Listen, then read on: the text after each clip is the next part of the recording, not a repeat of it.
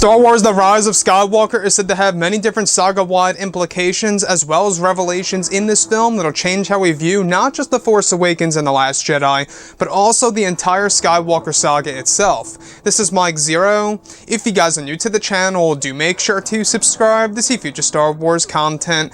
Now, by far, one of the big elements of Episode 9 that a lot of people are really looking forward to is, of course, exactly how JJ is going to utilize all of the different cameos and the connections to the prequel trilogy era as well as the original trilogy era that's going to be used in a way in order to benefit and evolve some of the sequel trilogy based characters like Kylo Ren and Rey in this story, which in my opinion I think is going to be a very risky move, but at the same exact time a step in the right direction. Sometimes, you know, a lot of risks that are made in a movie are always a good thing for a film itself. It could turn out bad, it could turn out good. Now, these past couple of weeks or so we've been learning a whole lot more about this film, and when it all comes down to one of the concept art descriptions and one of the set leaks, this is where things begin to get very exciting for Ewan Mcgregor as an actor, as well as the character of Obi-Wan Kenobi. Now, specifically, it's described that one of the scenes that are planned for reshoots includes a sequence in which Daisy Ridley is walking through a desert world before her confrontation with Kylo Ren and the Knights of Ren. It said that parts of the reshoots will involve new alternate shots, as well as the addition of Obi-Wan's voice, guiding Rey, portrayed by Ewan Mcgregor, where Ewan is said to provide voiceover work during the month of July. The scene is said to mimic the scene from Empire Strikes Back, where Luke sees Kenobi's apparition on Hoth, where Rey will also see Kenobi in the distance on a desert world, likely the world of Pasaana, during a sunset sequence where she is said to be exhausted and sweating and about to pass out. One sequence involves Daisy Ridley on her knees, drinking out of a bottle of water. It's said that sequence is said to involve Ewan McGregor as Obi-Wan, guiding her to a certain truth about her father. One of the plans is to have Ewan McGregor in front of a green screen, where he will be keyed into some of the shots where the Kenobi figure guides Rey. The scene is said and described to have a connection to the line of dialogue heard in The Force Awakens, where he says, "These are your first steps." So let's go over a couple of parts about this. Now, one thing about Episode 9 that is really exciting to a lot of fans is how it really is going to embrace the connections to the prequels and the originals in order to really make it feel like the culmination of the Skywalker saga, and not just a sequel to The Last Jedi, but a sequel to the past 8 movies that come before this one.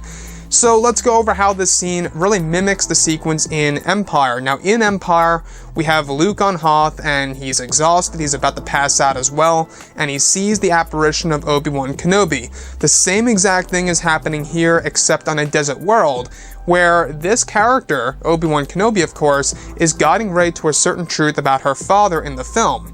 So you can really see how all the dots are starting to connect. And that's the thing that I like about this movie, is that JJ is really embracing the idea of bringing in a lot of these different cameos from episodes 1 through 3 and episodes 4 through 6, and doing all those crazy and amazing things that are going to have a lot of parallels to that of the originals and the prequels.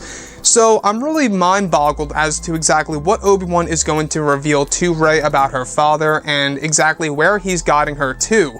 Now, I have reason to believe that it's very possible that the lost city that we have been talking about for so very long now is actually going to be based underneath the surface of the world of Pasaana all along.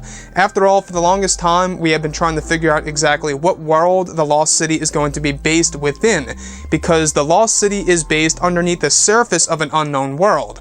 So, we also know that the Crystal Cave is going to play a major role in the film between both Rey and Obi-Wan Kenobi, and how it's all going to be utilized as a way in order to reveal a lot of Jedi and Sith lore.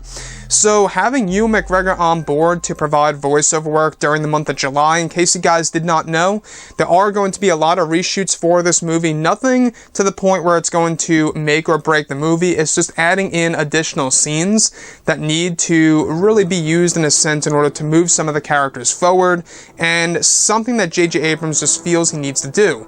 And you can really see what they're trying to do with the movie. They're really trying to make this film feel rich in material, by really making it feel like it has all the 8 movies combined into one big movie, which is of course Episode 9.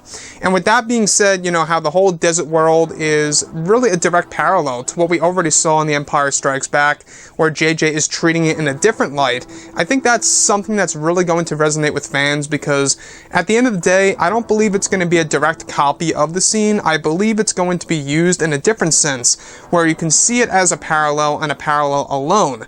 Now, moving on to the last piece that I do want to go over is how Rey is said to basically be about to pass out, where she's walking through the desert, and this all takes place before she confronts Kylo Ren and the Knights of Ren in, of course, Episode 9, as we saw in the teaser trailer, where she's facing that TIE Interceptor. There's a lot of word that Kylo Ren is inside of that for some reason, and that she also goes up against the Knights of Ren on that desert world, where they are going up against both Poe, Finn, Chewbacca, and the Dio droid, and everything around those lines, where Rey intervenes and protects them.